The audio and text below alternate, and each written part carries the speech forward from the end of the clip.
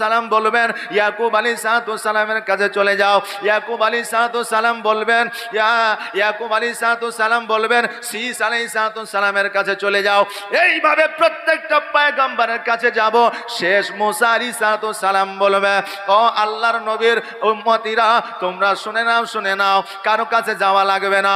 আখিরি পয়গম্বর মুহাম্মদুর রাসূলুল্লাহ সাল্লাল্লাহু তাআলা আলাইহি ওয়াসাল্লামের কাছে চলে যাও। উনি একমাত্র তোমাদের শাফাত লাভ করাইতে পারে, আর কেউ তোমাদের শাফাত লাভ করাইতে পারবে না। সকল উম্মতি আমার নবীজির কাছে যাবে। আমার নবীজিকে যাইয়া বলবে, হুজুর গো, আপনি কি আমাদের শাফাত লাভ করাইতে পারবে? আমার নবীজি বলবেন, আনা হালাহা, আমি অবশ্যই তোমাদের শাফাত লাভ করাইব। জোরে বলেন সুবহানাল্লাহ, সুবহানাল্লাহ। আমি অবশ্যই তোমাদের শাফাত লাভ করাইব। আমার নবীজি পুলসিরাত পার করাইবে। যেই পুলসিরাত আপনার খুরের চাইতেও ধার বেশি, চুলের চাইতেও সরু বেশি। মানুষ যখন পুলসিরাতের উপরে উঠবে, অর্ধেক হয়ে কেটে আপনার সাপ বিচ্ছু কাটাখুচের উপর পড়ে যাবে। কিন্তু আমার নবীর ওসিলায় ওই আপনার পুলসিরাত বড় হয়ে যাবে, চওড়া হয়ে যাবে, মানুষ পার হয়ে যাবে। মানুষ বলবে, হুজুর গো, আমরা বড় পিপাসিত, কলিজা শুকিয়ে গেছে। আল্লাহ বলে, বান্দারে, আমি আল্লাহ অতি সহজে মানুষকে জাহান্নামে দিই না।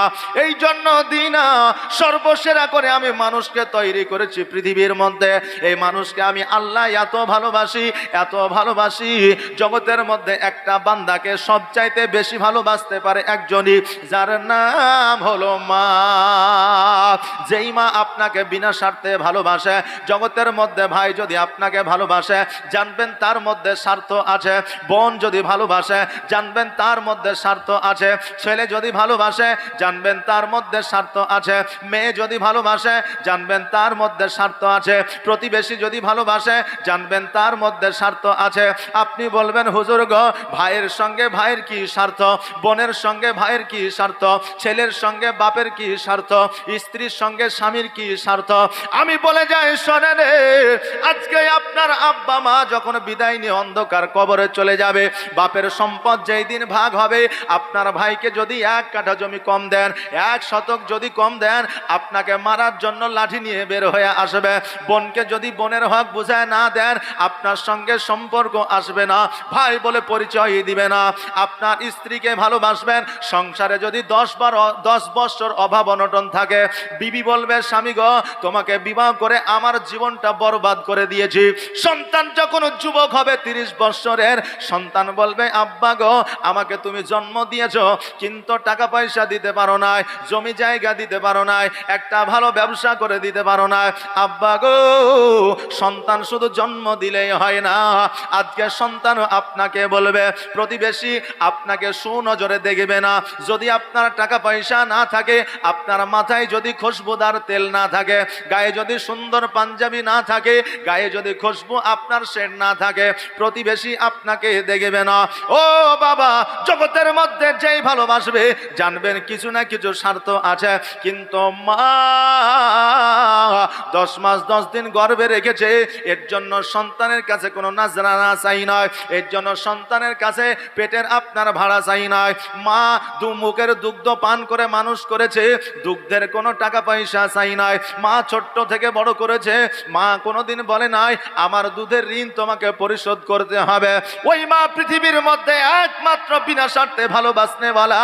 আমার আল্লাহ বলেছেন, পৃথিবীর মধ্যে যদি বিনা স্বার্থে কেউ তোমাকে ভালোবাসতে পারে, সে হলো মা। আর ওই মায়ের চাইতে আমি আল্লাহ 70,000 গুণ বেশি ভালোবাসি বান্দাদের। জোরে বলেন সুবহানাল্লাহ। এত ভালোবাসার পরেও আমি আল্লাহ বান্দাদের কেমন করে জাহান্নামে দিতে পারি? বান্দারে, ভালো কাজ মন্দ কাজ এটা বোঝার জন্য তোমার বুকে একটা মেশিন বসায়া দিয়েছি।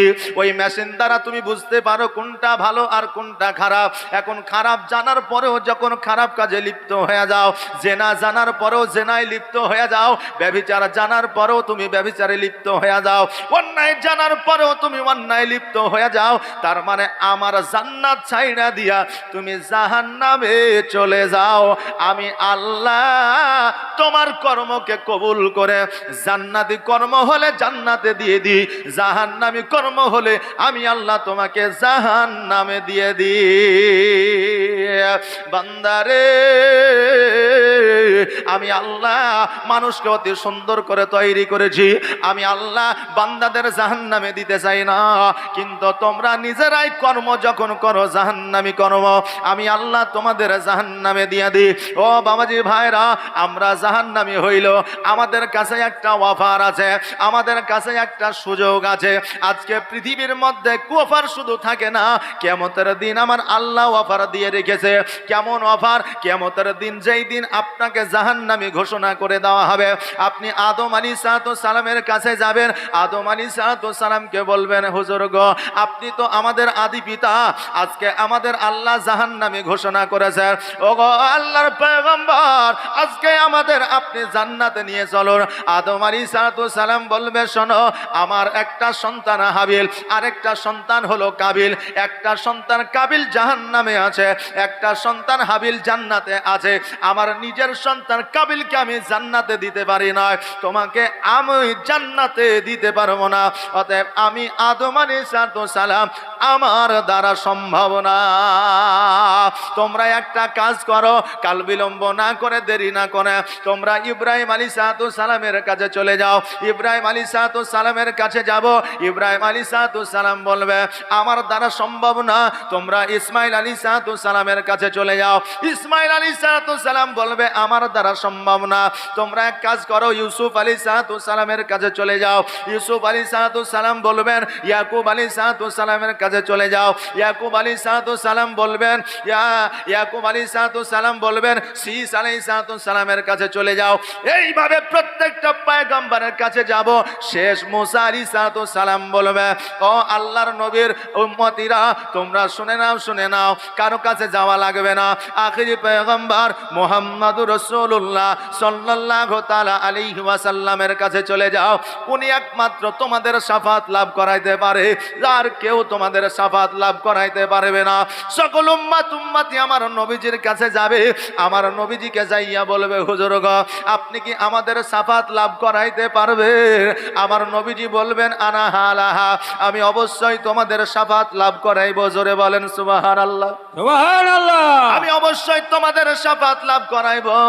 আমার নবীজি পুলসিরাত পার করাইবে, যেই পুলসিরাত আপনার খুরের চাইতেও ধার বেশি, চুলের চাইতেও সরু বেশি। মানুষ যখন পুলসিরাতের উপরে উঠবে, অর্ধেক হয়ে কেটে আপনার সাপ বিচ্ছু কাটাকুচের উপর পড়ে যাবে, কিন্তু আমার নবীর ওসিলায় ওই আপনার পুলসিরাত বড় হয়ে যাবে, চওড়া হয়ে যাবে, মানুষ পার হয়ে যাবে। মানুষ বলবে, হুজুর গো, আমরা বড় পিপাসিত, কলিজা শুকিয়ে গেছে, একটু যদি পানি পান করতে দিতেন বড় উপকৃত হতাম। নবী আমার বলবে, উম্মাত, তোমরা কি জানো না, জানো না, আমার আল্লাহ আল কোরআনে বলে দিয়েছেন, ইন্না আ'তাইনাকাল কাউসার ফাসাল্লি লিরাব্বিকা ওয়ানহার ইন্না শানিয়াকা হুয়াল আবতার। আমার আল্লাহ কাউসার আমি নবী আমাকে দান করেছেন। আমি নবীজি, আমি যাকে খুশি কাউসার দান করতে পারি। আমার নবীজি ওই কাউসারের পানি পান করাইবে, যেই কাউসারের পানি মধুর চাইতেও মিষ্টি বেশি, বরফের চাইতেও শীতল বেশি, দুধের চাইতেও সাদা বেশি। যেই পানি একবার পান করিলে কিয়ামত পর্যন্ত পিপাসা লাগবে না। নবী আমার আল্লাহর দরবারে হাত দুখানা উত্তোলন করে বলবে, আল্লাহ গো, আজকে আমার উম্মতিকে আপনি জান্নাতবাসী করে দেন। আল্লাহ বলবে, হাবিব গো, আপনার দোয়া আমি কোনোদিন ফিরাইয়া দিই না, আজকেও আমি ফিরাইয়া দিব না। অতএব তোমার উম্মতিকে আমি আল্লাহ জান্নাতে দিয়ে দিলাম। জোরে বলেন সুবহানাল্লাহ। এই অফারটুকু বাবা আমাদের জন্য আছে। তবে আমরা নবীজিকে যদি প্রাকৃতিকভাবে ভালোবাসতে না পারি, কালকে নবীজি আমাদের শাফাত লাভ করা তো দূরের কথা, আমরা নবীজিকে চিনতে পারবো না। আর আমার মদিনায় নিবানি দয়ার নবীজি, আমার মদিনায় নিবানি। কেননা নবীর মদিনায় যাওয়ার পরে নবীর রওজায় যদি চুম্বন করে দেওয়া হয়, আমার আল্লাহ বলে, বান্দারে, তোমাকে শৈশব কালের মতো আবারও নিষ্পাপ করে দেওয়া হয়। জোরে বলেন সুবহানাল্লাহ। আর আমার মদিনায় নিবানি দয়ার নবীজি আমার মদিনায় নিবানি নবী আমার মদিনায় নিবানি নবীজি আমার পাগল বানায়া আছো মদিনায় লুকায়া আমার পাগল বানায়া আছো মদিনায় লুকায়া অন্তরে মদিনার পুরানি নবী অন্তরে মদিনার পুরানি দয়ার নবীজি আমার মদিনায় নিবানি তুমি আমার দিনাই নিবানি দয়ার নবীজি আমার মদিনায় নিবানি নবী আমার মদিনায়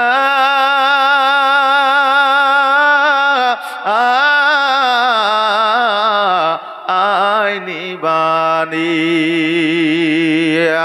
ও বাবাজি মদিনাতুল মুনাওয়ারায় গেলে আমাদের জীবনের গুনাহ খাতাগুলো আমার আল্লাহ মাফ করে দেয় আবার পুনরায় শিশুর ন্যায় করে দেয় কিন্তু জগতের মধ্যে যদি আমরা অন্যায় করে মদিনাতুল মুনাওয়ারায় যাই জগতের মধ্যে মাকে দুঃখ দিয়ে কষ্ট দিয়ে যদি আমরা মদিনাতুল মুনাওয়ারায় যাই আজকে আমাদের গুনাহ মাফ হবে না প্রয়োজনে আল্লাহর দরবারে আমাদের হজ কবুল হবে না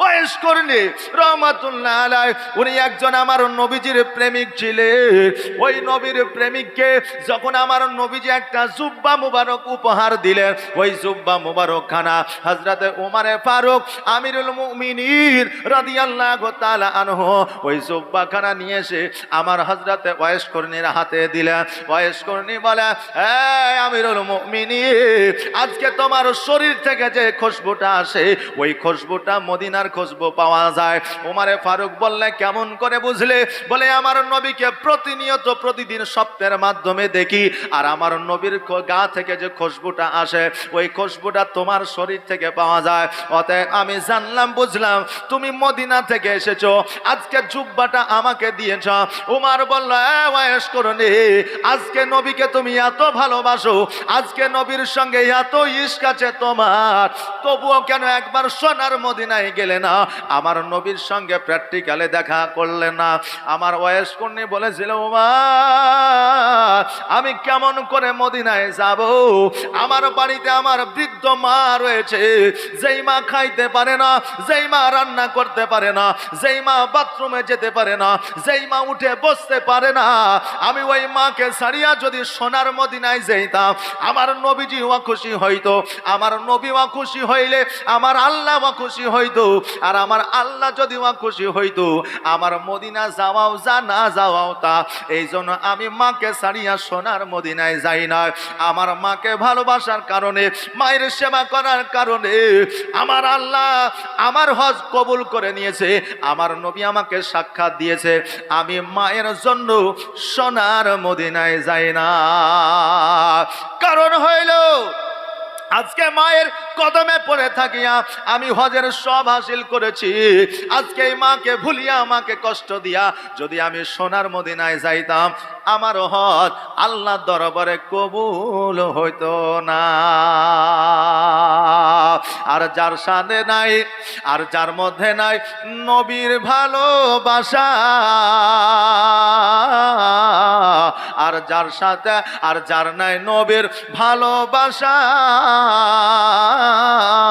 তার সাথে নাই আমাদের কোনো লেনা দেনা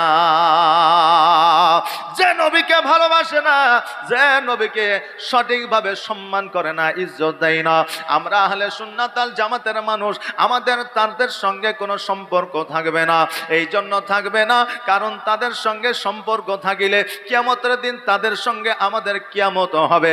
আমার নবী বলেছেন, যে যাকে ভালোবাসে, যার যেমন বন্ধু, তার সঙ্গে কিয়ামতের দিন হাসরও হবে। ও বাবা যে ভাইরা, আজকে নবীকে ভালোবেসে যদি জীবন যাপন করতে পারি, কবরের মধ্যে তিনটা প্রশ্ন হবে। এক নম্বর প্রশ্ন হলো তোমার নবীকে, এক নম্বর প্রশ্ন হলো তোমার রবকে, তোমার ধর্ম কি, তোমার নবীকে, তিনটা প্রশ্ন করা হবে। এখন এই তিনটা প্রশ্নের উত্তর যদি আমরা সঠিকভাবে দিতে পারি, আমাদের কবরের আযাব বন্ধ হয়ে যাবে। আর কবরের আযাব যদি বন্ধ হয়ে যায়, সারা জায়গায় আমাদের আসান হয়ে যাবে। জোরে বলেন সুবহানাল্লাহ। কবর বলছে, বান্দারে আমার কাছে যদি পরিত্রাণ পেয়ে যাও, সব জায়গায় পরিত্রাণ পেয়ে যাবে। আজকে বাবাজি ভাইরা, আজকে আমাদের সন্তানেরা জগতের মধ্যে লালন পালন হয় শুধুমাত্র মোবাইল নিয়ে, ফ্রি ফায়ার আর পাবজি নিয়ে। আজকে ফিলিস্তিনের দিকে লক্ষ্য করে দেখো, তারা বাচ্চা ছেলে তারা বলতেছে, মসজিদুল আকসাকে দুনিয়ার মধ্যে যদি আমরা সঠিকভাবে রাখতে চাই, আমাদের জীবন দিয়ে দিব, প্রাণ দিয়ে দিব, দৌলত দিয়ে দিব। আজকে আমরা এত সুন্দর খাবার খাই, তবুও আল্লাহ বিল্লাহ করি না। এত সুন্দর খাবার খাই, হাতে দামি ফোন আছে, তবু ওই ফোনের মাধ্যমে একটা গজল শুনি না। কিন্তু তারা গাছের লতা পাতা খাইয়া আজকে মসজিদুল আকসাকে তারা রক্ষা করতেছে। ও বাবাজি ভাইরা, আজকে আমাদের সন্তানদের আমরা লালন পালন করে ফ্রি ফায়ার খেলার জন্য, আর আজকে ফিলিস্তিনের বুকে তারা সন্তান লালন পালন করে ইসলামের জন্য, জিহাদ করার জন্য। জোরে বলেন সুবহানাল্লাহ। আজকে তাদের সন্তান আর আমাদের সন্তানের মধ্যে পার্থক্য। আজকে তাদের সন্তানেরা পড়তেছে লা ইলাহা ইল্লাল্লাহ, লা ইলাহা ইল্লাল্লাহ, লা ইলাহা ইল্লাল্লাহ, আর আমাদের সন্তানেরা পড়তেছে টেঙ্গে টেঙ্গে। বলছে না, বলছে না? বাড়ির বাচ্চা ছেলেগুলো বলছে টেঙ্গে টেঙ্গে করে বেড়াচ্ছে। বলে টেঙ্গে টেঙ্গে কি জিনিস রে? বলে টেঙ্গে টেঙ্গে একটা আফ্রিকান ছেলে কথাটা বলেছে, তাই পুরো দেশে, পুরো ভারতে নয়, পুরো ওয়ার্ল্ডে ফেমাস হয়ে গেছে, ভাইরাল হয়ে গেছে। তাই বাচ্চাগুলো তারা টেঙ্গে টেঙ্গে করে বেড়াচ্ছে। আজকে আমার বাচ্চা, আপনার বাচ্চা, সবার বাচ্চা। আচ্ছা বলেন, আমরা প্রশিক্ষণটা কি সঠিকভাবে দিতে পারছি? প্রশিক্ষণটা, আমরা শিক্ষাটা সঠিকভাবে দিতে পারছি? পারছি না। আচ্ছা, কালকে যদি বলেন যে আমার সন্তান আমাকে দেখে না, দুবেলা খেতে দেয় না, দুমুঠো খেতে দেয় না, ডাক্তার দেখায় না, আমার সন্তান ভালো ভালো খাবার নিয়ে ইফতার করে, আর আমার বাড়িতে একটা খেজুর থাকে না, কালকে যখন সন্তানকে দোষ দিতে যাবেন, তো ওই সন্তানের দোষ কি আদৌ হবে না আপনার দোষ হবে? আজকে সন্তান যেটা চাইছে সেটাই দিচ্ছেন। আজকে সন্তান চাইছে, আব্বা জালসা চলতেছে, আমি একটা বড় গাড়ি নিব, ওই গাড়িটার দাম 700 টাকা। বলে বেটা তোর লাগি তো রোজগার করছি, যা খুশি তাইলে, টাকা দিয়ে দিলেন। আজকে সন্তান বলছে, আব্বা আমার আজকে কলেজে একটা অনুষ্ঠান আছে। কি অনুষ্ঠান? বলে নবীন বরণ। বলে কি করতে হবে? বলে নতুন একটা পাঞ্জাবি কিনতে হবে, আর একটা নতুন মোবাইল কিনতে হবে, আইফোন, যাতে প্রত্যেকটা মেয়ে ছেলেরা দেখে, আর আমাকে কিছু পকেট খরচ টাকা দিতে হবে, কারণ নারী এবং পুরুষেরা নাচানাচি করবে, তাদের মধ্যে টাকা ছড়িয়ে দিতে হবে, তাদেরকে দেখাইতে হবে যে আমার বাপেরও টাকা আছে। বাপ বলছে, বেটারে এইরকমই যদি হয় তাহলে তুই বেশি বেশি টাকা নিয়ে যা, ছিটা, তুই দেখা যে আমার বাপেরও টাকা আছে। কালকে ওই সন্তান যদি তোমাকে না দেখে, তাহলে ওই সন্তানের জন্য নালিশ কিয়ামতের দিন দিতে পারবে? পারবে? পারবে না। বাপজি ভাইরা, সন্তানকে এমন শিক্ষা দেন যে শিক্ষাটা আপনার কাজে লাগবে। আচ্ছা, জগতের মধ্যে আমরা যখন ভিডিও দেখি ইউটিউবে, ফেসবুকে বা অন্যান্য কিছুতে, তা আমরা যখন এইচডি করে ভিডিও দেখি, ভিডিওটা পরিষ্কার দেখা যায়, তাই না? যখন আমরা 3G দেখি, তখন ভিডিওটা একটু ঝাপসা দেখা যায়। যখন আমরা লো কোয়ালিটি করে দেখি, তখন শুধুমাত্র শোনাই যায়, আসলে মানুষ দাঁড়িয়ে আছে না শিয়াল দাঁড়িয়ে আছে বোঝা যায় না। তা আমাদের দুনিয়াতেও কিন্তু এইচডি কোয়ালিটিরও দোয়া আছে, লো কোয়ালিটিরও দোয়া আছে। আপনি বলবেন, হুজুর এইচডি কোয়ালিটির দোয়া আর লো কোয়ালিটির দোয়া এটা আবার কেমন? বাপজি ভাইরা, আপনাকে কান দিয়ে বলে